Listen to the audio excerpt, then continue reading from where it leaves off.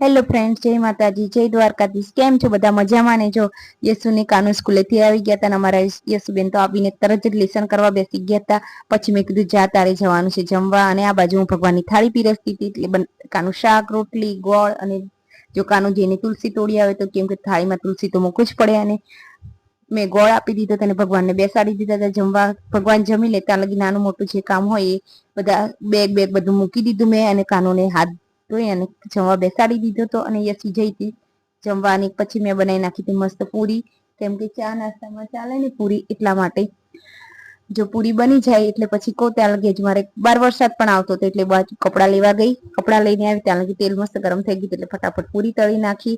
અને ત્યાં લગી યસુને ટ્યુશન જવાનું એટલે યસુબેન ટ્યુશન જતા રહ્યા અને કાનો તો સૂતો હતો। કાનું ઉઠે ત્યાં લગી મેં કીધું લાઈ ફટાફટ પૂરી ને એવું બધું બનાવી નાખું। અને પછી મેં ફટાફટ પૂરી તળી નાખી હતી। Like subscribe